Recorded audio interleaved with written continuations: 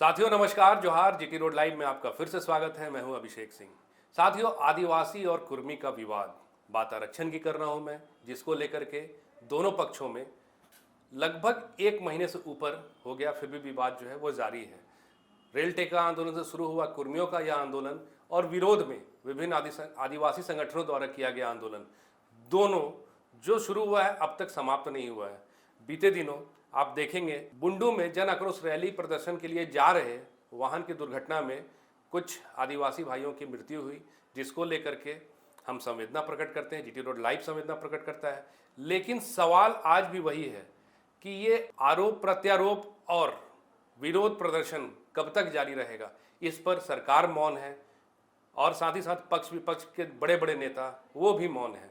और ये आंदोलन किस रूप में जा रहा है साथियों, अब आप देखिए तो एक तरफ जहां आदिवासी धर्म के लोग आरक्षण के विरोध कर रहे हैं, वहीं साथ ही साथ एक दूसरा पक्ष भी है आदिवासी समुदाय का, जो धर्मांतरण का मुद्दा भी बहुत तेजी से उठा रहा है।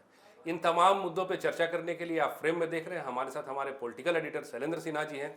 शैलेंद्र जी, सीधे सीधे आपसे एक ही सवाल पूछता हूं कि अब ये जो है धर्मांतरण का मुद्दा बहुत तेजी से उभर कर आ रहा है झारखंड की राजनीति में, ये क्या है शैलेंद्र जी?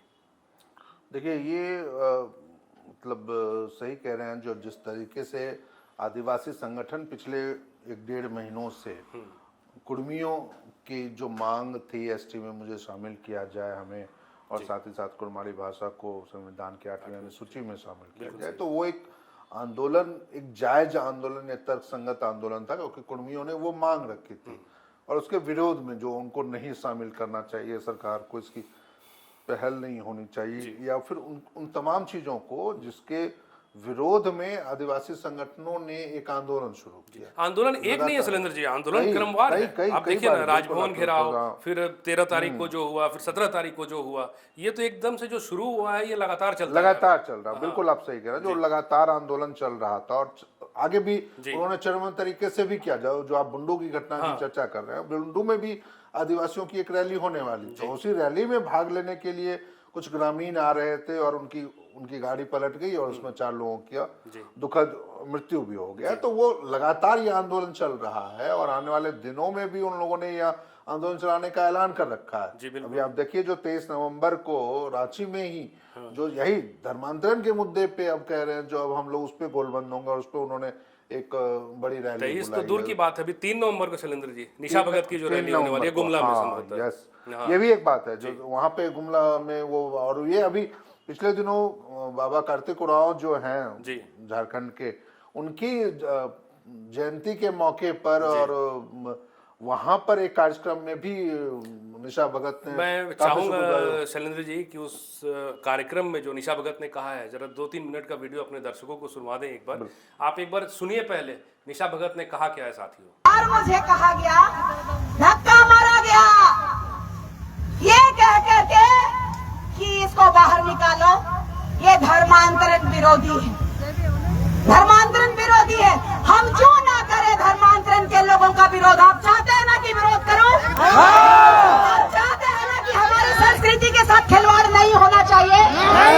नौकरी नहीं मिल रहा है हम लोग को, इतना माँ बाप लोग पढ़ा रहा है, गाँव गुरुआ, गरीब गुरुआ गाँव से, जंगल से लोग जो है बहुत मुश्किल से पढ़ाते हैं कि नहीं पढ़ाते हैं। और देखिए, सरकारी नौकरी और मांगूंगी, मैं रिपोर्ट मांगूंगी सरकार से, चाहे वो राज्य सरकार हो चाहे वो केंद्र सरकार हो, कि धर्म को छेड़ने वाले, आदिवासियत को छेड़ने वाले, जो रूढ़िवादी परंपरा को छोड़ करके विदेशी धर्म को अपनाने वाले रंगवासियारों को मैं पूछूंगी कि ये लोग जो है हमारा सीट में कितना सीट इन लोगों ने कब्जा किया हुआ है और हमारे लोगों का शोषण क्यों हो रहा है। मैं राज्य सरकार के मुंह पे भी पेपर मारना चाहती हूँ और केंद्र सरकार के मुंह पे भी पेपर मारना चाहती हूँ। और इससे पहले कि इस राज्य में जातीय जनगणना हो, उससे पहले धर्मांतरण बिल को प्रखरता से लाना होगा। सहमत है कि नहीं है? तो साथियों, आपने वीडियो सुना। शैलेंद्र जी, मेरा सवाल आपसे फिर से वही है जिसका जवाब आपने अब तक नहीं दिया कि फिर ये अब राजनीति धर्मांतरण की तरफ कैसे जा रही है? आदिवासी संगठनों की राजनीति, जी। बिल्कुल मुझे भी ये थोड़ी सी हैरानी हो रही है, क्योंकि ये धर्मांतरण का मुद्दा पिछले 5-6 सालों से एकदम गौन था। जी। मुझे याद है जब 2016 या 17 में, हाँ, रघुवर सरकार 17 में उस समय रघुवर सरकार थी और उन्होंने एक धर्मांतरण बिल लाया था और उसके तहत प्रतिबंधित कर दिया गया था और कई मतलब क्लॉज लगा दिए थे वो उस बिल के या उस कानून के जरिए, जिसमें डीसी की अनुमति होगी धर्मांतरण से पहले और तमाम चीजें, अलग अलग चीजें थी। और अचानक से फिर अभी पिछले कुछ दिनों से धर्मांतरण को लेकर के कई प्रेस कॉन्फ्रेंस भी हो गए, आदिवासी संगठनों ने प्रेस कॉन्फ्रेंस कर दिए और वो चीजों का इस मुद्दे को उठाने की कोशिश की। तो जैसे पिछले दिनों आप कुर्मियों के खिलाफ खड़े हो रहे थे और अब ये धर्मांतरण का मुद्दा कहां से आ गया। अभी जो वीडियो दर्शकों ने सुना है उसमें आप भी ध्यान, मतलब आपने भी सुना और हम भी सुन रहे थे, जो कैसे वो धर्मांतरण के मुद्दे पर अपने ही आदिवासियों के खिलाफ बातें कर रही हैं, उनको उनके खिलाफ चीजों को बोल रही हैं, आक्रोशित भी नजर आ रही हैं, चुनौती भी दे रही हैं और एक तरीके से कहिए तो वो आरक्षण को छोड़ने की बात भी कर रहे हैं। यानी आदिवासी संगठनों में भी दो गुट हो गए हैं। बिल्कुल, देखिए ना, आपको वही मैं कह रहा हूँ ना, अभी जो हाल फिलहाल जो रैली हुई थी जिसमें निशा भगत को और फूलचंद तिर्की को मंच से उतार दिया गया, तो क्या ये एक तरह से आपको दो अलग अलग अब होते नहीं दिख रहे हैं? दो गुटों में तो दिख रहा है, क्योंकि देखिए आपने भी जो जिसकी चर्चा की थी राजभवन घेराव की, जब 20 सितंबर को आदिवासी संगठनों, मतलब आदिवासी नहीं बोलेंगे, कुर्मी संगठनों ने रेल टेका आंदोलन का ऐलान किया था और उसके तहत वो सड़कों पर उतरे थे और रेल की पटरियों को जाम कर दिया था, तो उसी के विरोध में उसी दिन राजभवन का घेराव किया था और दो आदिवासी संगठन, दो अलग अलग कार्यक्रम हुए थे आदिवासी संगठनों के, एक राजभवन के सामने हो रहा था तो दूसरा एक बापू वाटिका के सामने रांची में ही हो रहा था।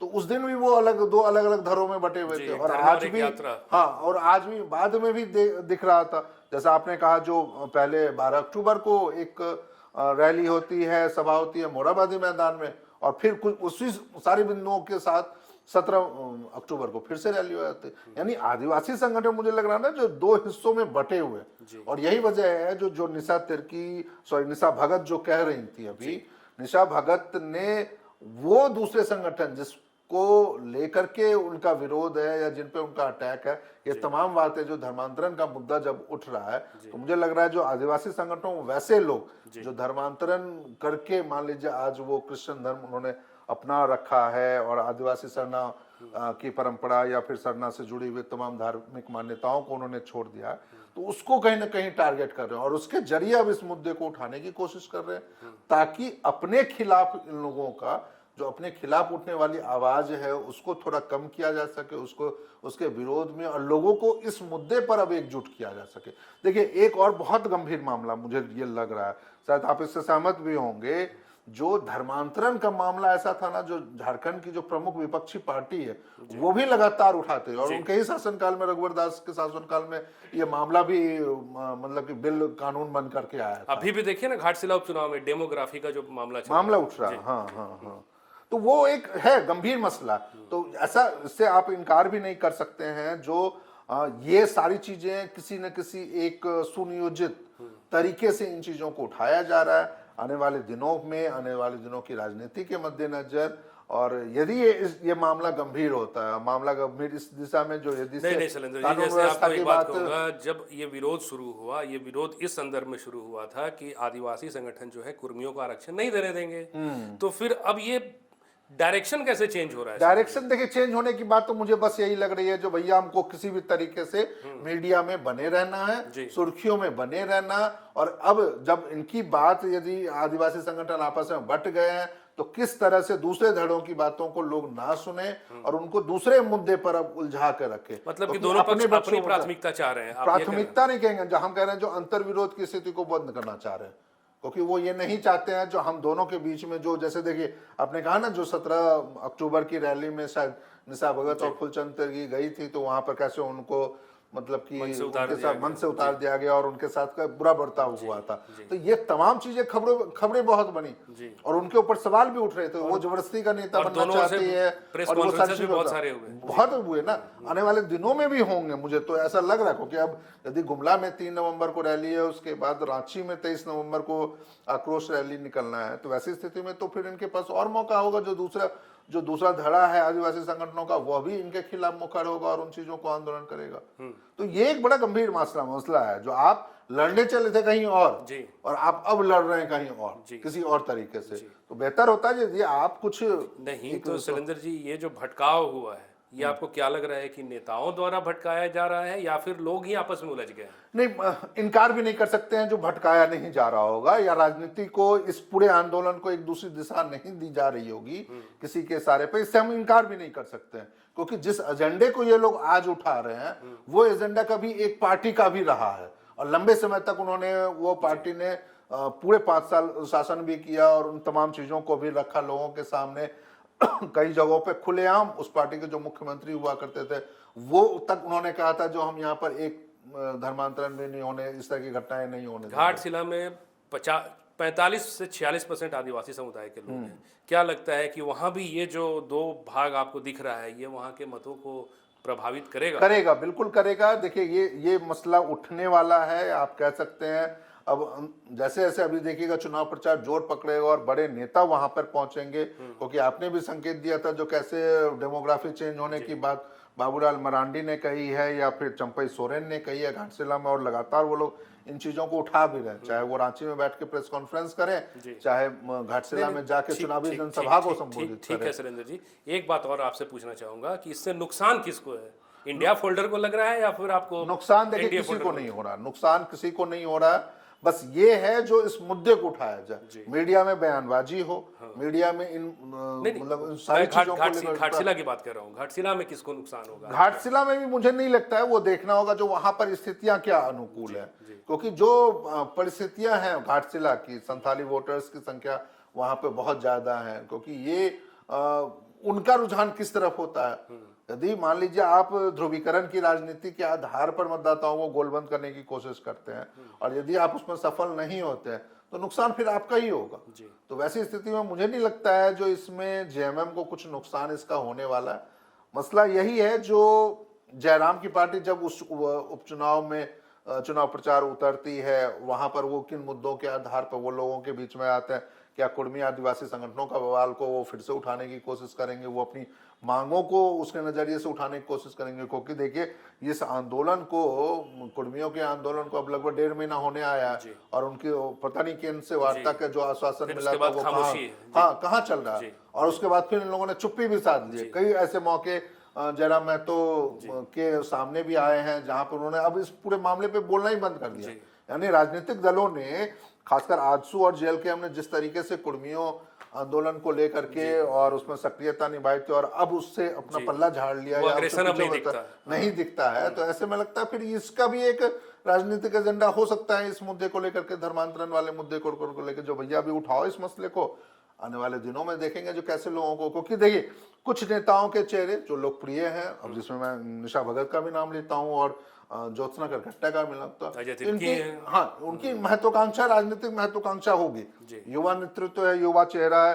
तो ऐसे में यदि आने वाले दिनों में इनको चुनावी राजनीति में जाना है, चुनावी फेस बनना है, तो निश्चित रूप से उनको मीडिया में रहना पड़ेगा, ऐसे मुद्दों को उठाना पड़ेगा या ऐसी चीजों को उठाना पड़ेगा जो किसी भी राजनीतिक दल के एजेंडे को आगे बढ़ाने का काम करता है। तो ऐसी स्थितियों में यदि ये सारी चीजें हो रही है तो नुकसान बस यही है जो आंतरिक, जिसको आप कहते हैं ना, जो आपसी सद्भाव का, आपसी मतलब कि समन्वयता, या फिर जो भी चीज जो हमारा सामाजिक संगठन है या सामाजिक चीजें हैं, झारखंड की जो धुरी है, उसका नुकसान हो सकता है ज्यादा। और बस राजनीतिक तौर पर तो यही एक नुकसान लग रहा। देखना होगा जो किसी तरीके से यदि मुख्यमंत्री के स्तर पर या सरकार के स्तर पर इस तरह की चीजों में यदि कोई हस्तक्षेप होता है या कोई एक बयान आता है तो वो शायद तभी इन सब चीजों को रोकने को आगे बढ़ पाएंगे लोग। तो साथियों, आपने सुना एक सटीक विश्लेषण हमारे पॉलिटिकल एडिटर शैलेंद्र सिन्हा जी के द्वारा। और साथियों देखिए ना, अब ये जो है राजनीति अब चल रही है और चली ही आ रही है। जब से एक पक्ष आदिवासी एक पक्ष कुर्मी है, दोनों अपने अपने मांगों को लेकर के, जहाँ कुर्मी समुदाय के लोग अपने आरक्षण की मांग कर रहे हैं, वहीं आदिवासी समुदाय से नहीं होने देना चाह रहे हैं। इस पर ना अब तक सरकार का बयान आया है, ना ही कोई बड़े नेता या कोई बड़ी पॉलिटिकल पार्टी का बयान आया है। बहरहाल ये आंदोलन कहाँ तक चलता है, इसके लिए तो हमें इंतजार करना होगा। आज के लिए साथियों इतना ही। जाते जाते आपसे वही आग्रह कि अगर आपने हमारे चैनल को सब्सक्राइब नहीं किया तो जरूर कर लीजिए, हमारे वीडियो को लाइक जरूर कीजिए, शेयर जरूर कीजिए, कमेंट जरूर कीजिए। आज्ञा दीजिए साथियों, नमस्कार, जोहार।